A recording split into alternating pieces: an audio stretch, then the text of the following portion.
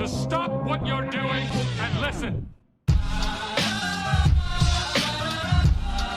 Hello and welcome to episode 32. I am Mosh as always, and I have nothing to say here at the beginning, so let's just get right into it.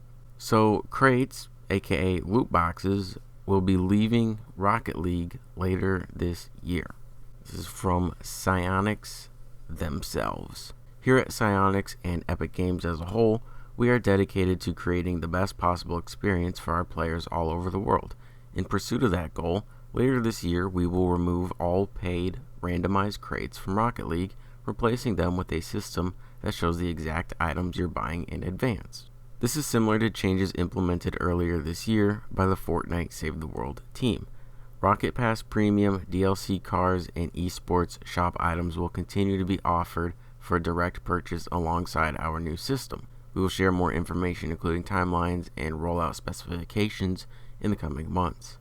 It says specifics, but I threw in specifications because why not? So basically, now that Psyonix is owned by Epic Games, it looks like they're just taking the Fortnite route where you just have an item shop and it refreshes or whatever, and you just buy what you want, which is a good thing. That's how it should always be. I wonder what people think of this though, because I think some people were not excited when Epic Games bought out Psyonix, because I think they might have been a little worried. But now that they're making this change, are people still worried? Are they happy now? But keeping on with the loot box talk, you didn't think it was going to end there, did you?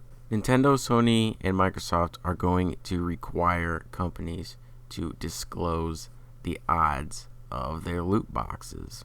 I'm pleased to announce this morning that Microsoft, Nintendo, and Sony have indicated to ESA a commitment to new platform policies with respect to the use of paid loot boxes in games that are developed for their platform.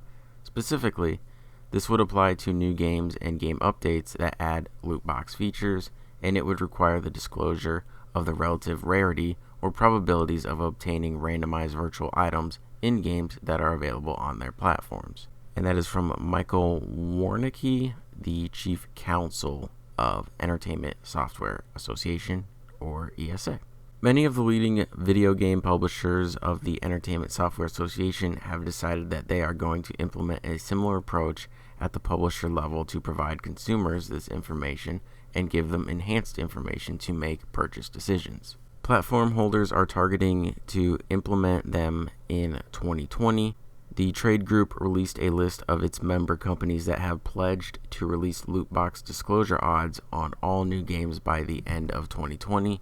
That list includes Activision Blizzard, Bandai Namco Entertainment, Bethesda, Bungie, Electronic Arts, Microsoft, Nintendo, Sony Interactive Entertainment, Take-Two Interactive, Ubisoft, Warner Bros. Interactive Entertainment, and Wizards of the Coast. Some notable ESA member publishers who haven't made such a commitment include 505 Games, Capcom, CI Games, Deep Silver, Disney Interactive Studios, Epic Games, Focus Home Interactive, Gearbox Publishing, Gung Ho, Intellivision Entertainment, Calypso, Konami, Magic Leap, NC Soft, Natsumi, Nexon, Rebellion, Riot Games, Sega, Square Enix, THQ Nordic, Tencent, and Marvelous.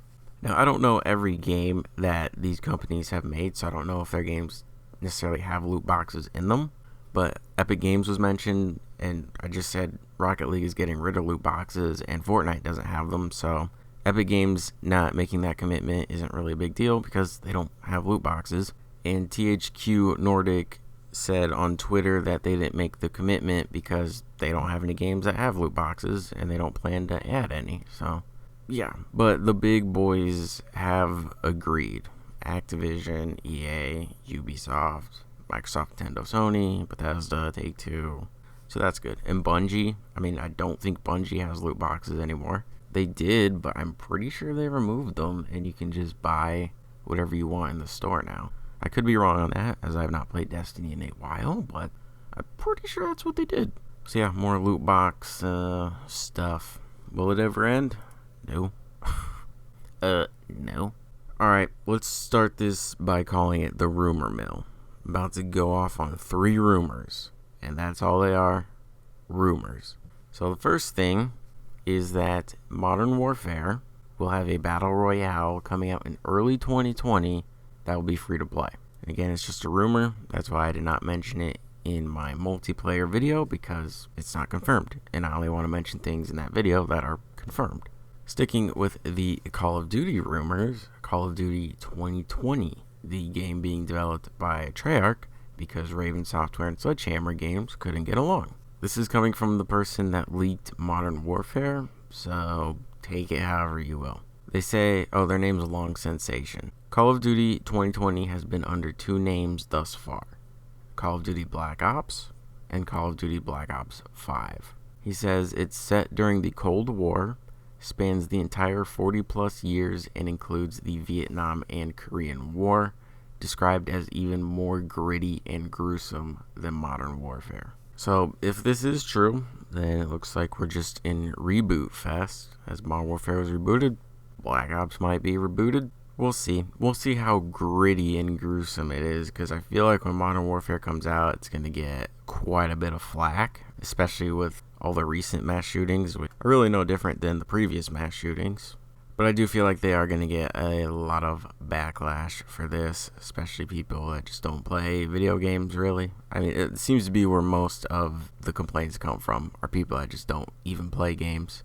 Like, I play violent video games. I play Call of Duty. I play GTA. I listen to, violent music or satanic music because it's metal music. Combine both those and look at me. I'm fine.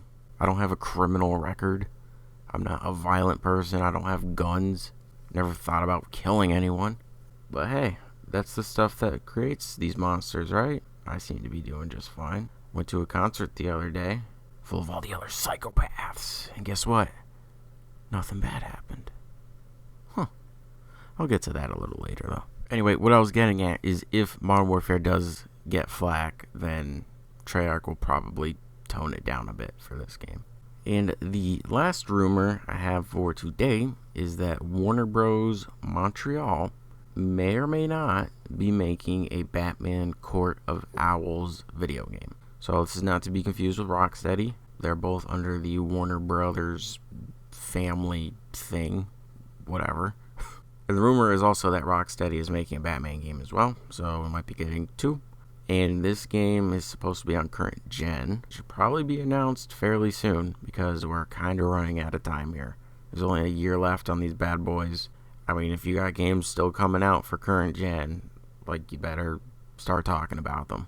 And the reason why this rumor is going around is because some people did some investigative work, and just the devs and people involved are sharing GIFs and stuff of owls, and just the way they're talking. It makes it seem like it's a Court of Owls game. I'm not familiar with Court of Owls. I'm not a comic book dude, so I don't know if this is something people should be excited about or not, but whatever. It sounds cool. From the people I saw talking about it, though, they seemed pretty excited if it were to be true. So, and then if Rocksteady is making another Batman game, then that's another one to look forward to. Could be Batman Beyond, who knows? Alright, no more rumors. Let's just get to the facts. Let's get to the nitty gritty. And there's no better game than the nitty-grittiness of No Man's Sky. No Man's Sky Beyond, the newest update coming out on Wednesday. 16 to 32 players online. VR. Nexus social space. Creature taming, riding, and milking. About to clamp onto some nipples and milk these creatures. Multiplayer missions. Cooking and recipes. Cooler aliens. Power, logic, and industrial bases. And much more. So this is a free update to No Man's Sky. This is part of their 3-part update thing. And it adds a lot, like I just said. And VR for free. You don't need to upgrade to some different version of the game. If you have the base game on launch day, you get all this. You have to have a VR headset, but you have access to everything. I know the game had a really bad launch, but you gotta respect Hello Games for keeping on and trucking through the negativity. They could have easily abandoned this game and just forgot about it, never talked about it ever again. But all these years later, and they're still updating it for free and trying to make it the game that people want. And that deserves respect. Whether you like them or not, whether you like the game or not, that deserves respect. They learned from their mistakes. They know going forward what to do and what not to do.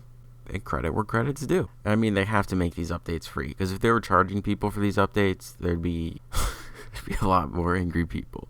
So they have to be free, especially in the video game industry, when it's so easy to just get like so discouraged and just walk away from stuff, but they just keep with it. You know, my hat's off to them. I mean, milking creatures and cooler aliens? Come on. What's not to love? And the last gaming thing I have, there's not much gaming stuff this week. If there was, I must have missed it. But the new Need for Speed game will be announced on Wednesday. Don't know anything about it. You drive cars. You can customize cars. You can race your cars. That's all I know. Don't know what it's called. Don't know what the story is. Don't know anything. Just Need for Speed. The original Need for Speed Most Wanted will forever be the best Need for Speed game. And that's just a fact.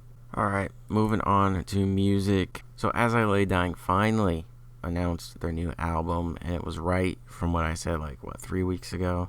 It's called Shaped by Fire. All the songs I listed off were real. The album's coming out September 20th. They're now signed to Nuclear Blast Records. They are no longer on Metal Blade. They released the title track, which is called Shaped by Fire.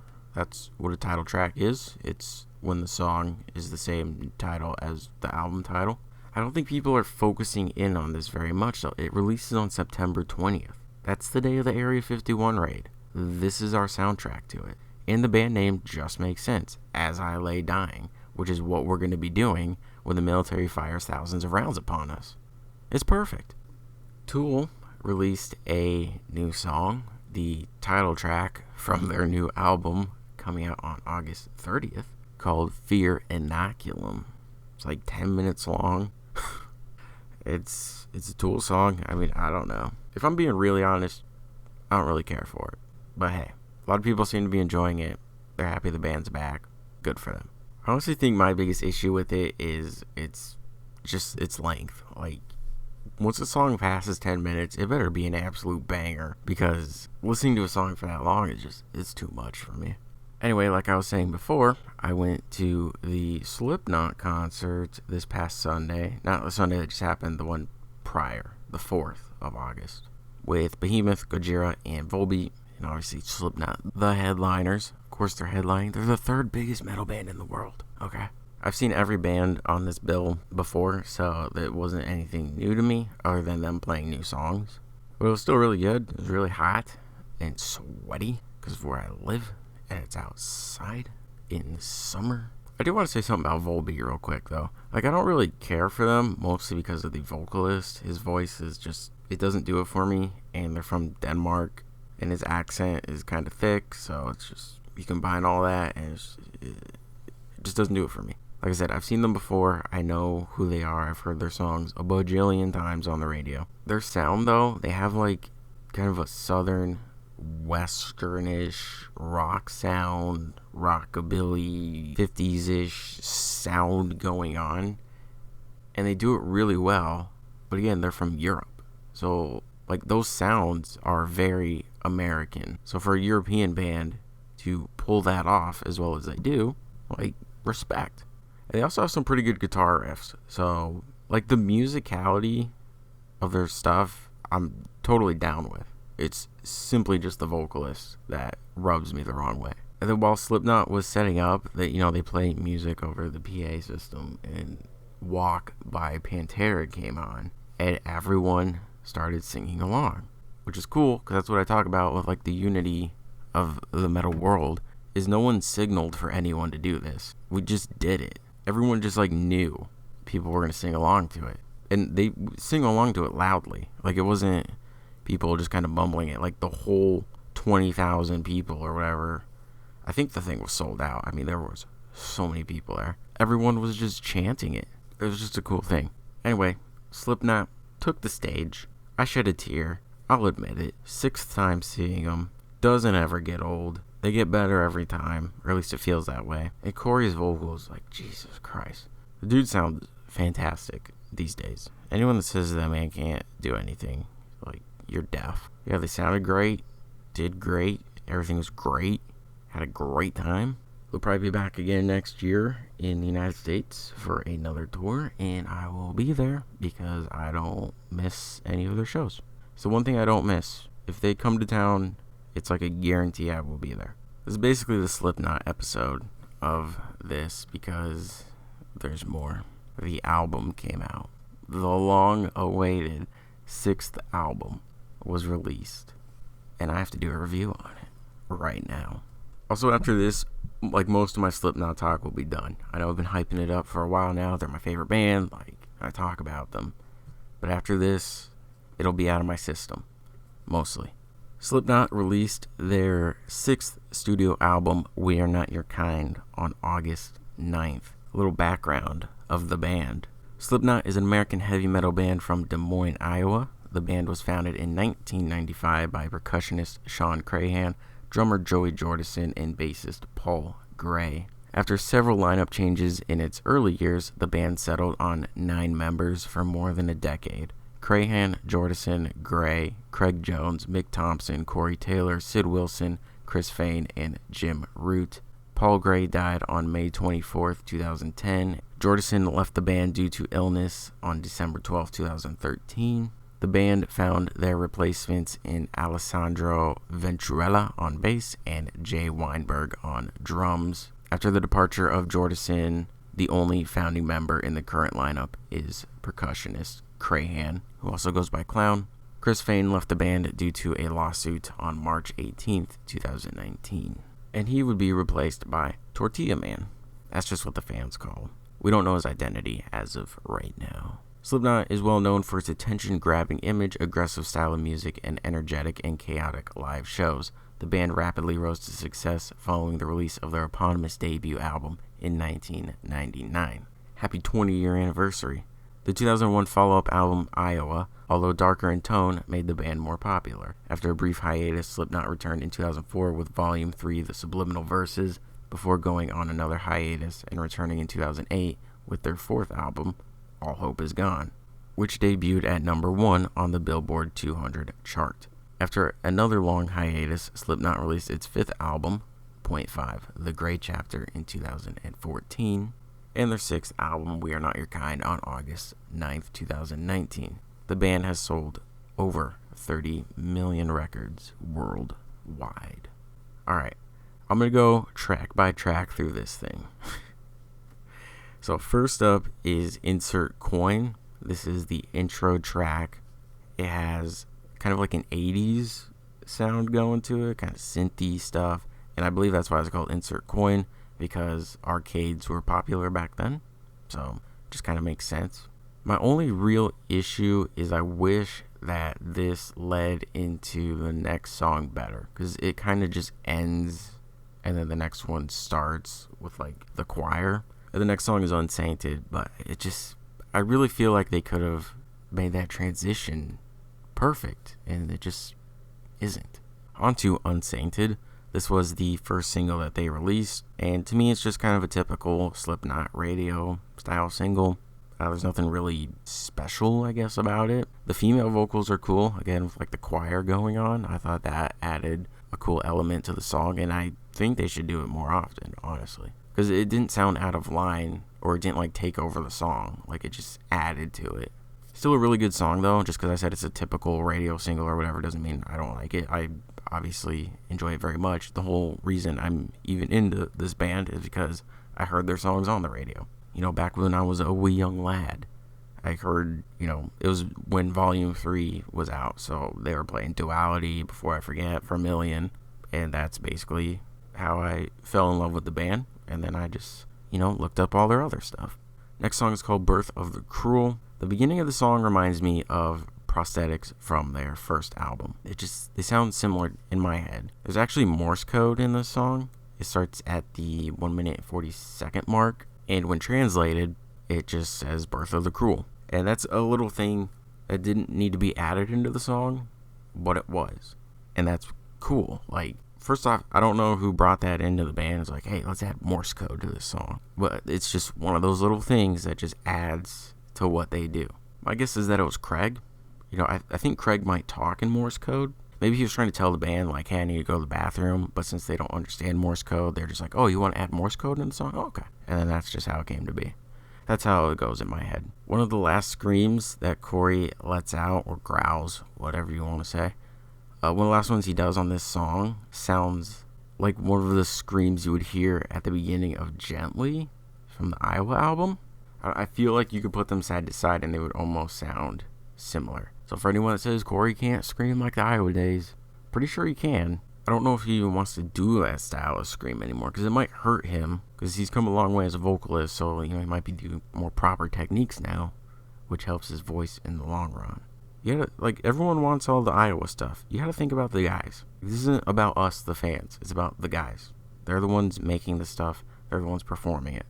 Think about them first, before crying over not having Iowa Part 2. Anyway, I like the samples in the song at the beginning and at the end. I have no idea what it's from. I don't know if this is from a show, movie, or if they just made it up on their own. But at the end, the person, it's kind of hard to understand what they're saying because the music's going with it. But it sounds like they say, go back to where you belong. And then the you belong part repeats. So it's like, go back to where you belong, you belong, you belong, you belong. And that ends the song. But the way I interpret this is like, it was a negative statement. Like they're saying, like, you don't belong here. Go away. But then the you belong part repeats, so it almost turns into a positive, like, hey, you belong in this world, you belong here. Again, that's just how I interpreted that. Next is Death Because of Death. This is an interlude. Again, people know how I feel about interludes. I do not care for them in the slightest, and I do not factor them into my score because they don't exist. And again, kind of like with Insert Coin, I wish this led into the next song better. There's really just nothing more to say about this. The next song is Nero Forte, the most talked about song on the album, hands down. People will not shut up about this song, and for good reason. I kind of get Opium of the People vibes on this song. That's kind of what it reminds me of. People are talking about the chorus. So Corey goes back and forth on the chorus by doing kind of like rap-like screams and then singing. I'll put a clip of it right now.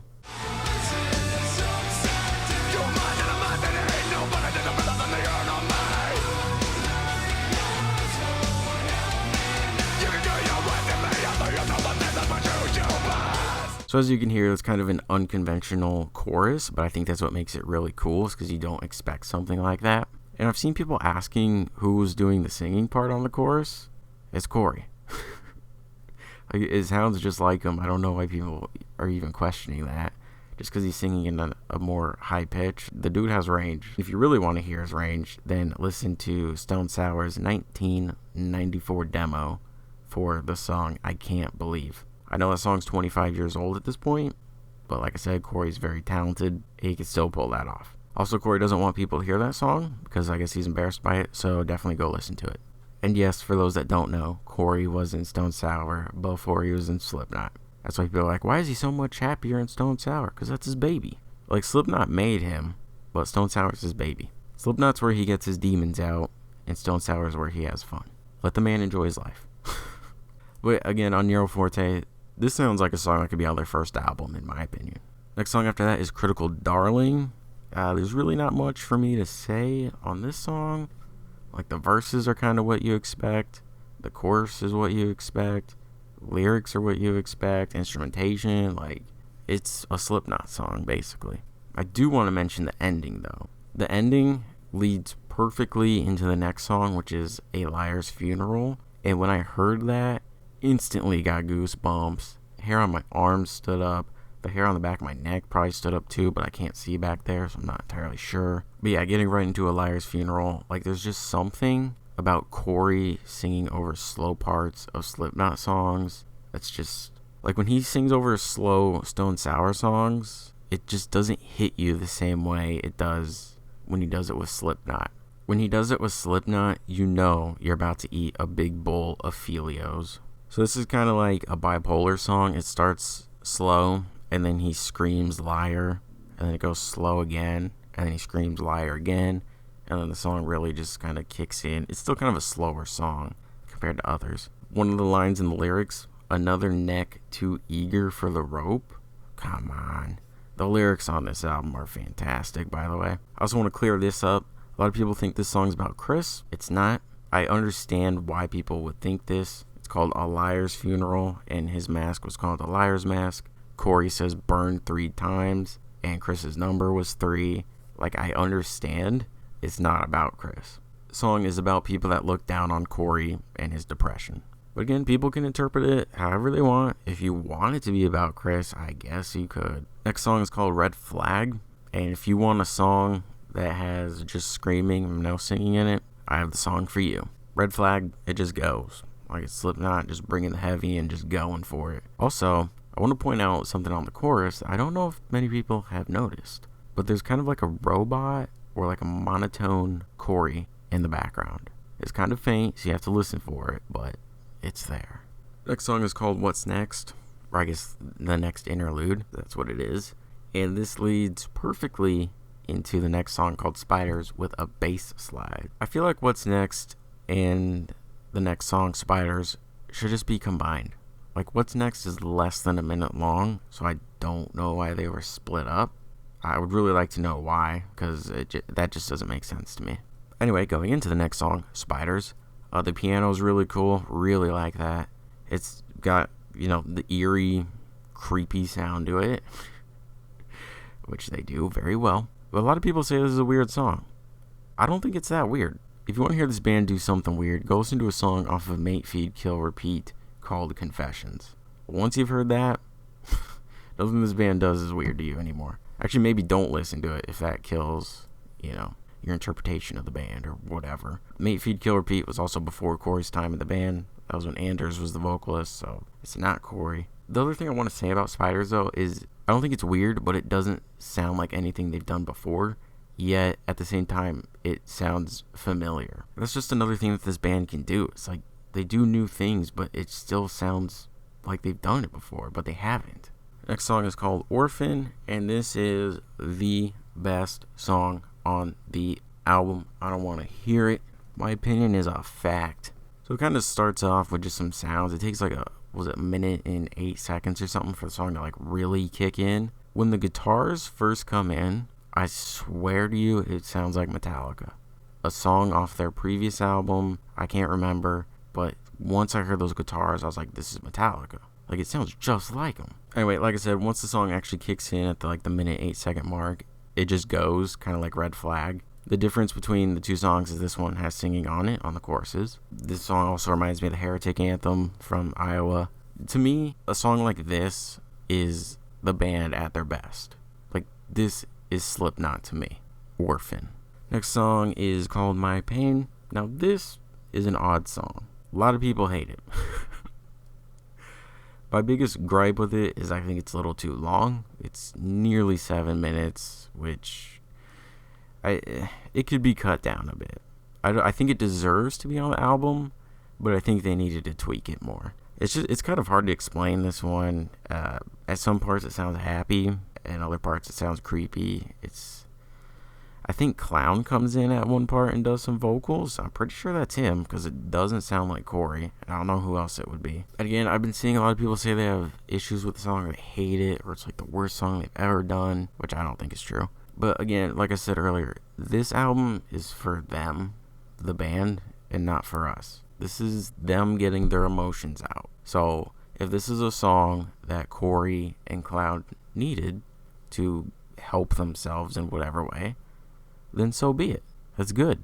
Like, what if Clown went into the studio after his daughter died and did that part? Like, this could be really personal for him. And if that's the case, then that's good for him. Let it out. And they had time to do that. I do think that it is the weakest song on the album, but I don't hate it. Also, this might sound weird, but I feel like some of the lyrics sounded like wedding vows. Because Corey did go through a divorce. That's what a lot of his anger is coming from on this album. Some of them kind of sound like wedding vows in a way, and at the beginning there's like the church bells kind of going off. So I mean, just like when he says, I'm your friend, I'm your wall, I'm your rock, I'm your chain, I'm your lock. But then there's like a negative to it. Like when he says, I'm your chain, I'm your lock, like it almost makes it sound like we're together and you're safe with me. But then right after that he says, there's no escape. I'm your death and I'm your cold, you end with me. Remember, this was never love. So again, it's like part of it is happy sounding, part of it's not. It's just, that was my interpretation. Next is Not Long for This World. Kind of similar to If Rain Is What You Want, sort of. It's in that area. The song may or may not be about Corey not wanting to live, so I'll just leave it at that. The last song on the album is called Solway Firth, which was the second song released. You know, at the beginning, Corey's doing his thing with like the Solway Firth is like the place between England and Scotland, so I'm guessing he's trying to do a Scottish accent type thing. So some people get offended by that because they say it's not good. I feel like Americans are the only people that don't get offended when people try to do an American accent. It seems like everywhere else in the world, if you try to do their accent, they get so offended by it. They're so sensitive.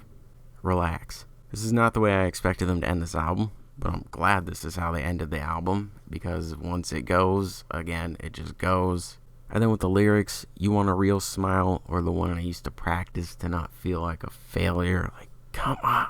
I didn't go over too many lyrics in this review because if I did, I'd basically be reciting every song because the lyrics are really good. Just to kind of wrap this up, I love that you can hear everyone on this album. Like there's cohesiveness. Every member's on the same page, or at least it sounds like they are. Which is great, because on All Hope Is Gone, everyone was disconnected from each other. They said they just wanted to get the album done and get it out to everyone. And then on the previous album, The Great Chapter, when Jay came in, Jim said that they would jam together. And it sounds like they did that again on this album. They play together as a band, jam together, write together, and they're just a unit. And I feel like you really hear that on this album. Everyone shines. And like that's really hard because there's 9 members. Like getting 9 guys together is hard. You have 9 guys who live in different places, 9 guys with different personalities, 9 guys with different tastes, 9 guys with different talents, and they all came together to make this album. With all that said, I will be giving We Are Not Your Kind by Slipknot a 10 out of 10 rating. This album honestly has everything you could ask for from this band. Just 20 years after their debut album, they could easily go back to that old sound. They can easily do something new. It all sounds fresh. Nothing seems out of line. Like it just works. It's such a special thing. If you want heaviness, you got it. You want melody, you got it. You want lyrics, you got it. You want instrumentation, you got it.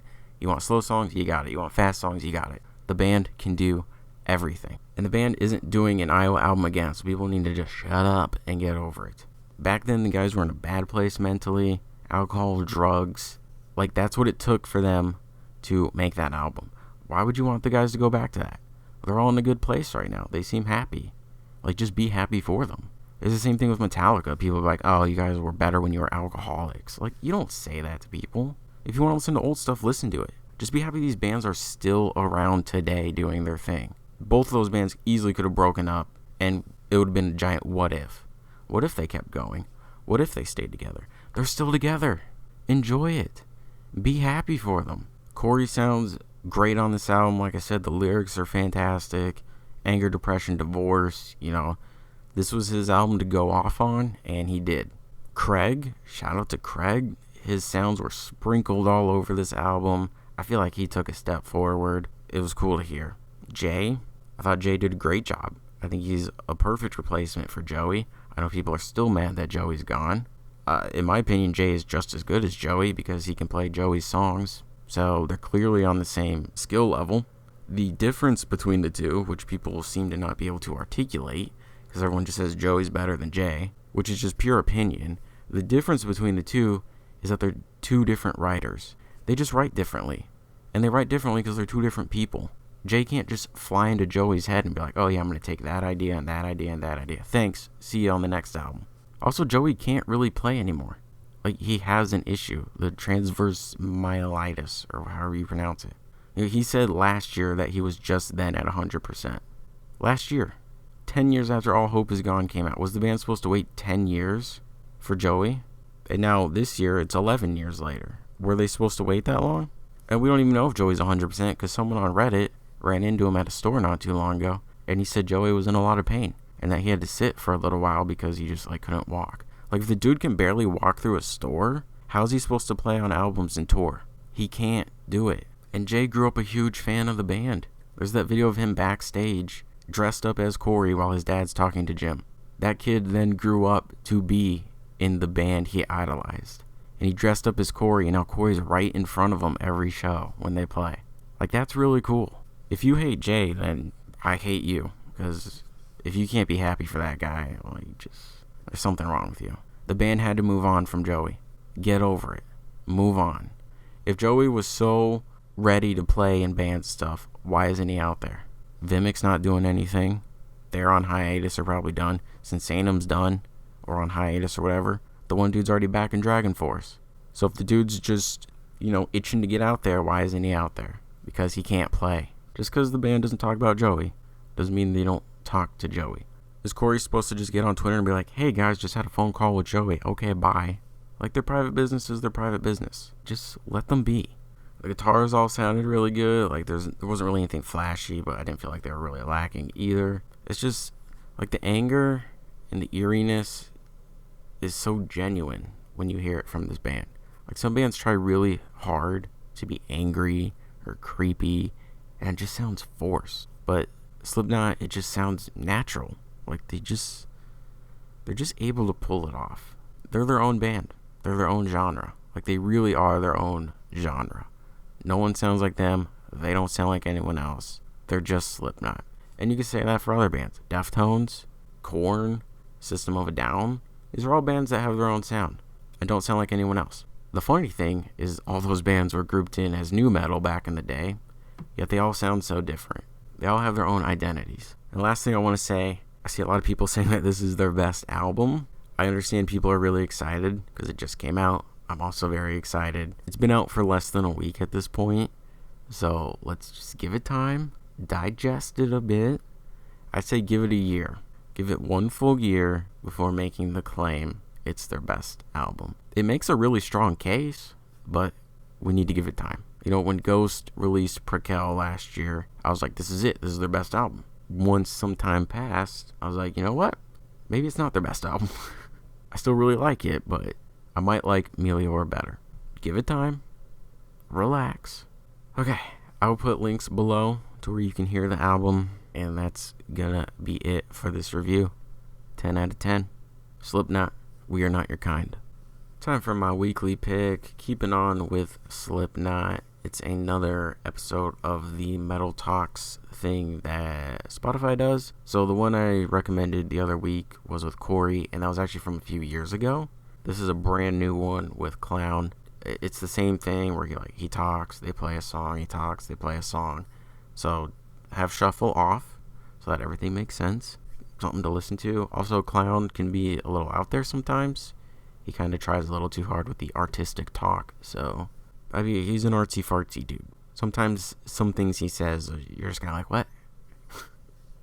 But yeah, I'll put a link to that below. And again, it's only on Spotify. So if you don't have Spotify, then whatever. Time for my weird story of the week. There was a gang leader in Brazil, and he tried to escape prison disguised as his teenage daughter. I guess his daughter visited him in prison and maybe snuck him some stuff. I don't even know where his daughter went. But he wore a silicone face mask, a wig, he had skinny jeans, like shoes, shirt. He even wore a bra. Like, you didn't have to do that, but he went the extra mile. So he dressed up as his daughter and tried to leave. And they caught him because they said that they were suspicious about the way he walked. They said that even though he had a face of a girl, he didn't move like a woman. So they caught him, and then there's video of him removing the mask and just standing there like an idiot, embarrassed. So embarrassed to the point that the dude killed himself a few days later. He was found dead in his cell. So that's that. Anyway, that's going to do it for me in this episode. Thank you for listening, hanging out. I really appreciate it. Check out the description for links. And yeah, I guess that'll just do it. Nothing much else to say. I know people did start school again recently. So if you're back in school, good luck. Hopefully it's not that bad. And yeah, I'll talk to you guys next week. Later.